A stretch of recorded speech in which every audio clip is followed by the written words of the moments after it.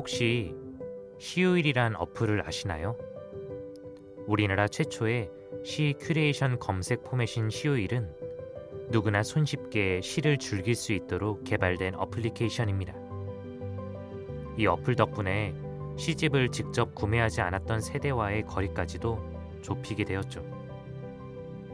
저도 이 어플을 사용하고 있고 가끔은 어두운 조명 아래서 시의 세계에 빠지곤 합니다. 거기에 맥주 한 잔과 치즈, 그리고 잔잔한 음악까지 더해질 때면 혼자 있는 사제간도 푸근해지는 것 같습니다.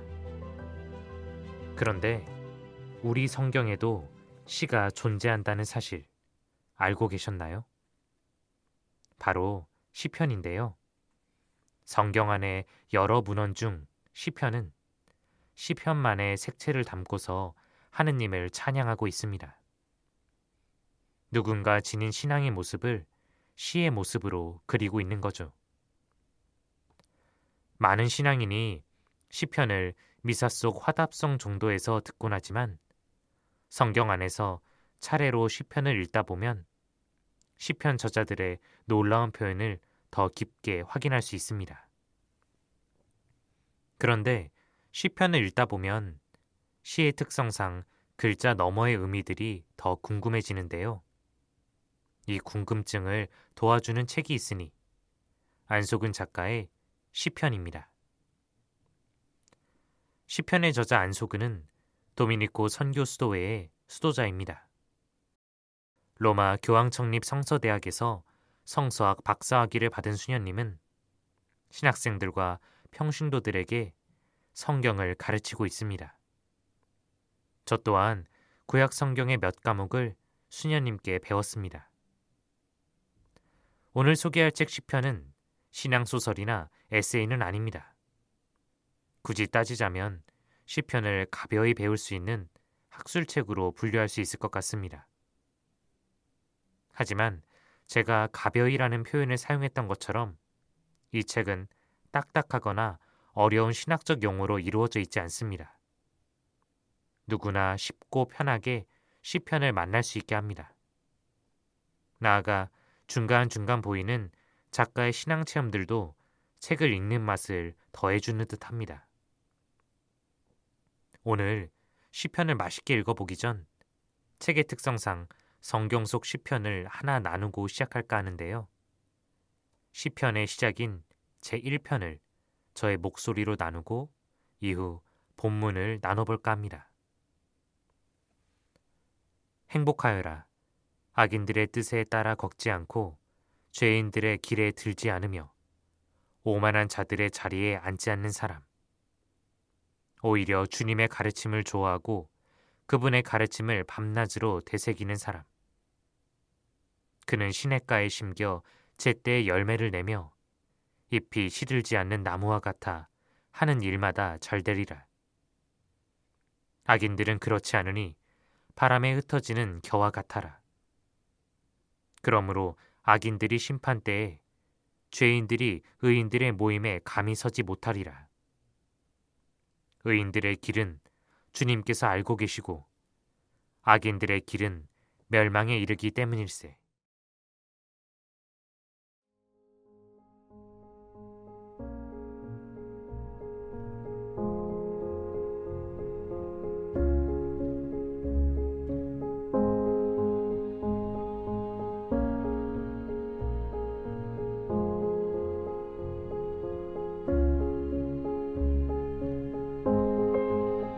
시편 1편이 중요한 것은 이 시편이 시편 2편과 함께 시편집의 머리말을 구성하고 있기 때문이다. 이 시편은 시편집의 주류를 이루는 찬양이나 탄원 시편이 아니라 지혜 시편이다. 지혜 문학적 특징을 보여주는 첫 번째 요소는 시편의 첫머리를 여는 행복 선언이다. 어떻게 하면 행복에 이룰 수 있을까 하는 문제는 지혜 문학의 중요한 주제 가운데 하나인데 이 시편은 인간의 행복이 어디에 있는지를 말해주고 성공에 이르는 길을 알려주며 인생 여정을 위한 길잡이가 되고 동반자가 되고자 하는 것이다.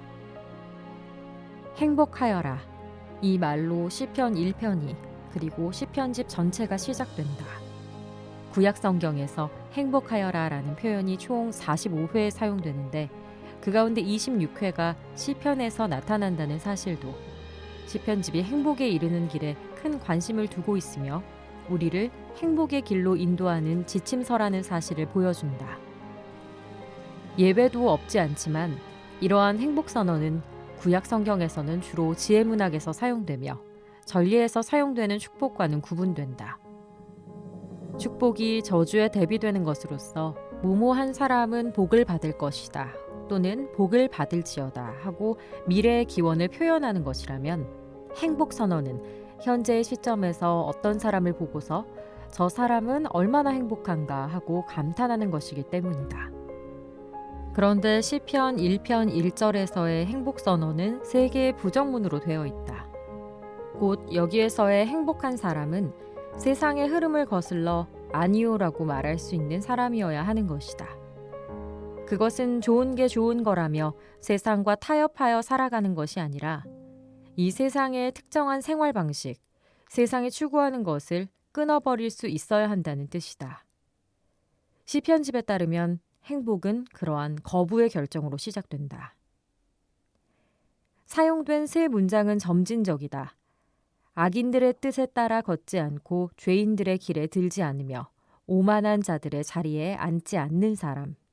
처음에는 같은 길을 함께 걸어가는 것에 대해 말하고 그 다음에는 함께 이야기하기 위해 멈추어 서는 것. 그런 다음에는 같은 자리에 앉아서 그들과 어울리게 되는 것을 말한다. 흔히 경험하는 일이다. 처음에는 어떤 일이 좋지 않다고 생각해서 멈칫하지만 몇 번 하다 보면 아무렇지도 않게 하게 된다. 처음에는 악이라고 거리를 두던 것이 나도 모르는 사이에 내가 그 악에 자리하고 있게 된다는 것이다. 여기에서는 길을 걸어감의 비유가 계속 사용되는데 이것은 인생의 여정을 위한 안내서인 시편에서 중요한 의미를 지닌다. 길을 걷는 것, 같은 길에 머무는 것, 그 길에 눌러앉는 것은 내가 내 인생에서 어떤 길을 걸어갈 것인지 선택함을 의미하기 때문이다. 악인들의 뜻에 따라 걷지 않고 해서 뜻으로 번역된 단어는 계획, 의견, 더 나아가서 삶의 원칙, 생활 철학, 이념을 의미한다. 행복에 이르려는 사람은 악인들의 생활 철학에 영향을 받지 말아야 한다. 여기에서 사용된 악인이라는 단어는 원래 법률적인 용어로 재판에서 무죄한 사람에 반대되는 잘못을 범한 사람, 탓이 있는 사람을 뜻한다. 그러나 주로 시편이나 잠언 등에서 이 단어가 의인의 반대말로 사용될 때에는 단순히 법적으로 유죄냐 무죄냐를 넘어 종교적인 의미를 지니게 되고 이러한 의미가 반영되어 70인역에서는 불경한 자들로 번역된다. 다른 사람에게 악을 저지르는 것은 궁극적으로 하느님을 거스르는 것이기 때문이다. 악인들이라는 것이 일반적인 의미를 지닌다면 죄인들의 길에 들지 않으며에서 죄인들은 더 구체적인 의미로 어떤 특정한 계명을 위반한 사람들을 지칭한다. 죄라는 단어의 어원은 원래 관역을 빗나가다를 뜻하며 이것은 길의 비유에 잘 어울린다. 길이라는 것은 한 사람의 품행, 태도, 생활 방식을 뜻하는데 죄인이 걸어가는 그 삶의 길은 빗나간 것이기에 끝내 아무 곳에도 이르지 못할 것이기 때문이다. 결국 첫 번째 거부가 생활 철학에 대한 것이라면 두 번째 거부는 구체적인 행동에 대한 것이다. 오만한 자들의 자리에 앉지 않는 사람에서 오만한 자는 글자 그대로 하면 비웃는 자, 빈정꾼이다.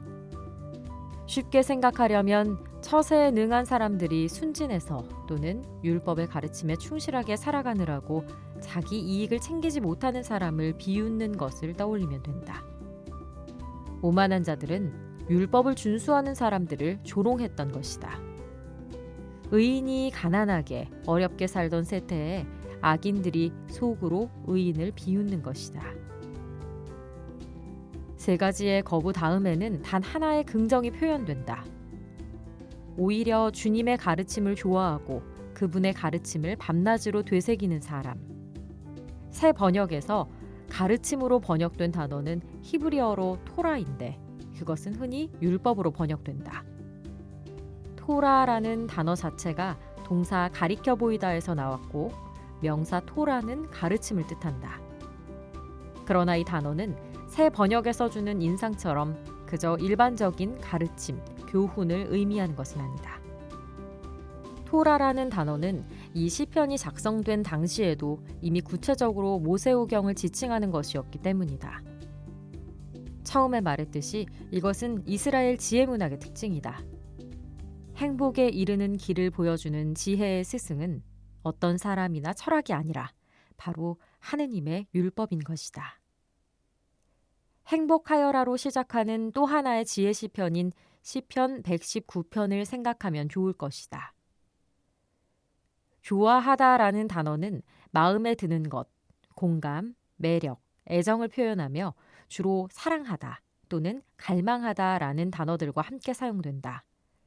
율법을 좋아한다는 것은 이 의인이 율법을 무거운 짐이나 지켜야 할 의무로 생각하는 것이 아니라 그 율법을 사랑하며 율법을 준수하는 것이 그에게 기쁨을 주기에 기꺼이 그 율법을 따른다는 것을 의미한다. 악인들의 길은 악인들의 길을 묘사하는 것이 아니라 그 길의 결과만을 말한다. 저자의 관심사는 의인의 길을 보여주는 것이고 악인의 길에 대해서는 다만 그 길을 따라가지 않도록 하기 위하여 그것이 결국 어디에 이르게 되는가 하는 것만을 지적한다. 악인들이 하는 일은 하느님의 뜻에 부합하지 않기에 성공을 거둘 수 없다. 시편 1편에서 의인은 주관이 분명한 한 사람으로 제시된 반면 악인들은 무의미한 다수로 제시된다. 견은 수가 많지만 그 안에는 아무것도 없으며 버려지거나 태워질 뿐이다. 주목할 것은 성경에서 나달과 결을 함께 키질하여 결을 바람에 날려보내는 것은 하느님의 최후 심판을 나타내는 상징이 되며 구약 성경에서 결을 말할 때에도 배경은 역시 심판이라는 점이다. 이런 배경에서 바람에 날리는 수많은 견은 멸망에 이르게 될 다수를 지칭한다. 뿌리가 없기에 바람에 날리는 세류에 떠다니는 악인들은 생명을 지니고 있지 못하며 열매를 맺지도 못하기에 버려질 뿐인 것이다. 5절은 심판을 묘사하는데 죄인들이 의인들의 모임에 감히 서지 못하리라 라는 구절은 여러 측면에서 의미가 깊은 구절이다. 악인들이 세력을 잡고 이 세상을 마음대로 휘두르고 있는 것처럼 보일 때 시편들에서도 의인을 억누르는 악인들에 대한 탄원이 계속 흘러나올 때 시편 1편은 그 악인들의 최후가 어떠할 것인지를 말해준다. 그런데 5절의 해석에 있어서는 여러 가지 점이 분명치 않다. 여기에서 말하는 심판은 어떤 심판인가? 그것은 역사 안에서 이루어지는 심판인가? 아니면 세상의 종말에 있게 될 심판인가? 의인들의 모임은 어떤 것인가? 마지막 결론 구절에서는 1절에서 3절과 4절에서 5절의 내용을 요약하여 두 길, 의인의 길과 악인의 길을 대조한다. 그런데 의인이 행복한 이유와 악인이 멸망하는 이유는 대등하게 병행을 이루고 있지 않다. 의인이 행복한 이유는 주님께서 그의 길을 알고 계시기 때문이다. 사실 의인의 길은 하느님의 뜻을 따라 걸어가는 길이기에 하느님께서 그 길을 모르실 수 없다. 그 길은 바로 하느님의 길이다. 이것이 외롭게 걸어가는 의인이 행복한 이유이다. 의인은 그가 가는 길이 하느님의 길이라는 것을 알기에 행복한 것이다. 반면 악인의 길이 멸망하는 이유를 말할 때에는 하느님이 언급되지 않는다. 마치 악은 스스로 망하게 되어 있다고 말하려는 듯하다. 하느님의 계획과 뜻에 따라서가 아니라 스스로의 생각으로 행복을 추구했던 이들은 언젠가 그 길이 자신들을 참된 행복으로 데려다주지 못한다는 것을 깨닫게 될 것이다. 시편집이 우리에게 알려주는 행복은 나의 길을 알고 계시는 주님에 대한 신뢰로 세상의 거부를 감수하면서 하느님께 충실하기를 선택할 때에 맛보게 되는 그런 행복인 것이다. 세상의 흐름을 거스르는 좁은 길을 가는 이를 보면서 행복하여라 라고 감탄할 수 있을까? 그럴 수 있을 것 같다. 지금까지 살면서 만났던 선한 이들을 기억하는 것으로 충분하다. 이 세상을 그렇게 선하게 살아갈 수 있는 그들이 부럽다. 세상의 유혹을 물리치고 하느님의 뜻에 따라 살아갈 수 있는 사람이라면 그는 심판날 때문만이 아니라 지금 이 순간에도 행복한 사람인 것이다.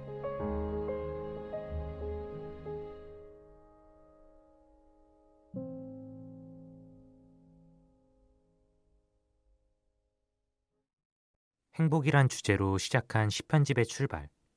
어떻게 행복한 시간 되셨나요? 하느님의 뜻에 따라 살아갈 수 있는 사람이라면 지금 이 순간에도 행복한 사람인 것이다. 제가 느끼고 있는 크고 작은 행복에 과연 하느님은 얼마만큼 자리하고 계셨는지 돌아보게 됩니다. 여러분 각자가 자리한 곳의 행복에도 하느님이 계신가요? 시를 읽는 데는 다양한 이유가 있을 겁니다. 저의 경우는 시인들이 가진 눈으로 또 다른 세상을 봄으로써 새로운 감성을 느낄 수 있게 하기 때문인데요. 성경 속 시편도 같은 맥락으로 이해할 수 있는 부분이 있을 듯합니다. 하느님을 시편 저자들의 시선으로 새롭게 볼 수 있다는 점에서 말이죠. 오늘 밤 잠자리에 들기 전 잠시 성경을 펴고 시편을 읽어보는 건 어떨까요? 아참, 오늘 함께 읽어본 책 시편도 텍스트로 꼭 만나보시고 말이죠. 작가의 시선으로 바라본 시편을 새롭게 맛보실 수 있을 겁니다.